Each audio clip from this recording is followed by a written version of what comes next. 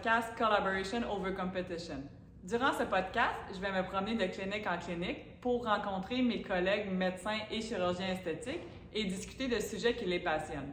Aujourd'hui, on a la chance d'avoir Dr Maude Bélanger et on va jaser d'un sujet qui moi aussi me passionne, la labiaplastie. Merci Maude d'avoir accepté l'invitation. Merci Dr Caron, ça me fait plaisir d'être ici.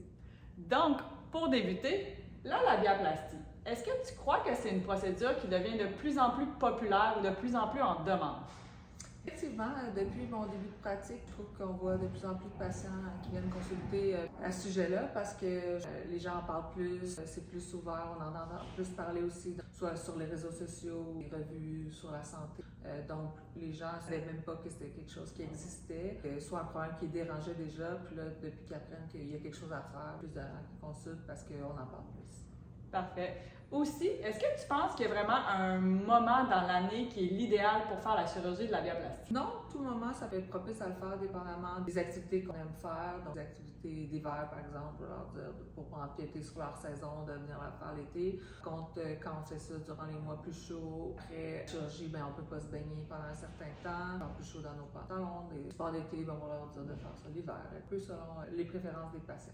Puis justement, c'est quel type de patientes qui vont venir consulter pour une labiaplastie? On voit toutes sortes de patientes de tous les âges. Des fois, on en voit très jeunes qui viennent avec leur mère ou quelqu'un de leur famille. Ils sont préoccupés par l'apparence qui se lève. Sinon, on va voir des gens soit qui viennent d'avoir des enfants. Un peu de toute la panoplie des âges. Des dames un peu plus âgées que ça les a toujours dérangées, puis qui ne savaient pas qu'ils pouvaient adresser ce problème-là, puis que là, ils décident de consulter, finalement, se sentir mieux dans leur corps, finalement.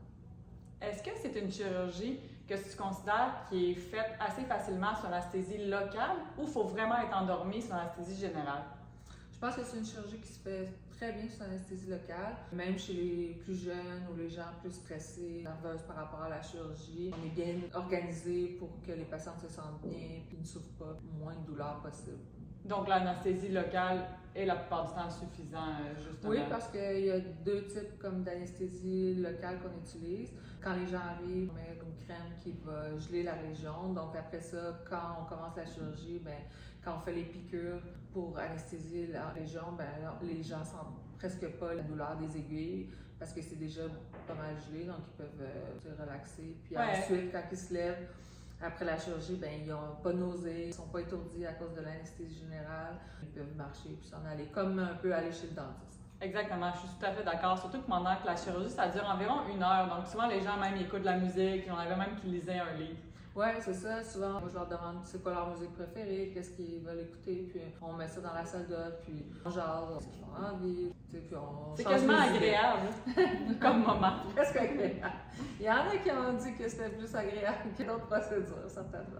Et la dernière question, à quel âge tu pouvais rester, si tu pouvais rester, si tu étais à un âge spécifique dans ta vie?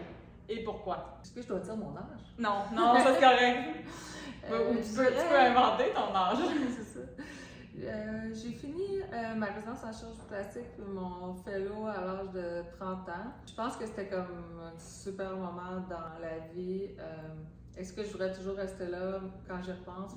Il y avait beaucoup de choses qui étaient super agréables. Finalement, d'avoir terminé les études, d'être en début de pratique. D'avoir moins de rides. Exactement, d'avoir moins de rides, d'être plus en forme. 30 ans, c'est un bel âge. La seule chose, c'est qu'en début de pratique, on est plus stressé parce qu'on est moins habitué de faire certaines procédures. Donc, je prendrais le 30 ans avec mon expérience d'aujourd'hui. C'est une excellente réponse. Alors, merci. Ça conclut cet épisode sur la labiaplastie et on se retrouve pour un prochain sujet.